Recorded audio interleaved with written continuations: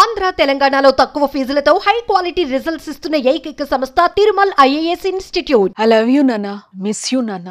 నువ్వు ఎప్పటికీ మాతోనే ఉండు నాన్న.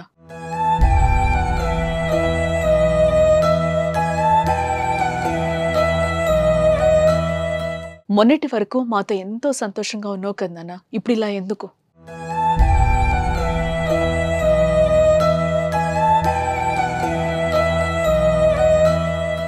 ఒక్కసారి లే నాన్న, మాతో మాట్లాడు నాన్న. నువ్వు ఇలా పడుకొని ఉండడం మేము చూడలేకపోతున్నాం నాన్న.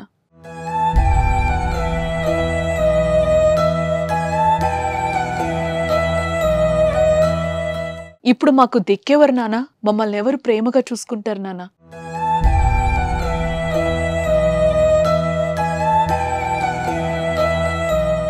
మమ్మల్ని స్కూల్లో ఎవరు డ్రాప్ చేస్తారు?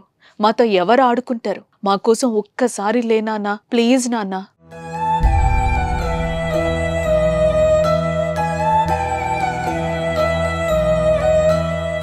ఇది జమ్మూ కాశ్మీర్లో ఉగ్రవాదుల దాడిలో చనిపోయిన మధుసూదన్ రావు కొడుకు కూతురు విలపిస్తున్న తీరు. శ్రీ పొట్టి శ్రీరాములు నెల్లూరు జిల్లా కావలికి చెందిన మధుసూదన్ రావు 12 సంవత్సరాల క్రితమే బెంగళూరులో స్థిరపడ్డారు. అతని భార్య, 2 పిల్లలున్నారు.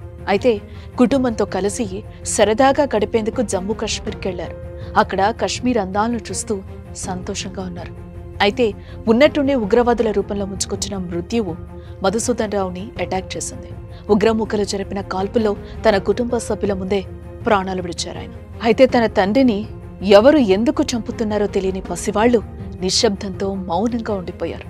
అప్పటి వరకు తమతో ఉన్న తండ్రి, తమను ఎత్తుకుని కశ్మీర్ అందాలు చూపించిన వ్యక్తి ఇక లేరు అనే నిజాన్ని జీర్ణించుకోలేకపోతున్నారు. తన తండ్రి భౌతికాయాన్ని ఇంటికి తరలించి అంత్యక్రియలకు ఏర్పాటు చేస్తున్న సమయంలో వారు విలపిస్తున్న తీరు అందరినీ కలిచివేస్తోంది.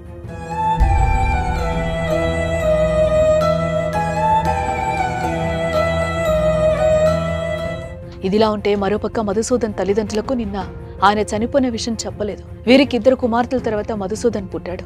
ఆర్థిక స్తోమత లేక కష్టపడి చదివించి కొడుకును ప్రయోజకుణ్ణి చేశారు. దానికి తోడు తండ్రికి ఆరోగ్యం బాగలేదు. గత కొన్ని రోజుల క్రితమే గుండెకి ఆపరేషన్ అయినట్లుగా తెలుస్తోంది.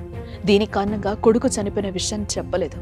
ఓ పక్క కొడుకు చనిపోయిన విషయం తెలియక నిన్న అరటి పండ్ల బండి వద్దే ఉన్నారు. చివరికి కొడుకు చనిపోయిన విషయాన్ని వాళ్ళు చెప్పారు. దీంతో తనయుడి మృతదేహం వద్ద వృద్ధ దంపతులు కన్నీరు మున్నీరుగా విలపిస్తున్నారు. తమకు తలకొరివి పెట్టాల్సిన కుమారుడు తమ కళ్ల ముందే పడి ఉన్నాడంటూ గుండెలు పగిలేలా రోధిస్తున్నారు.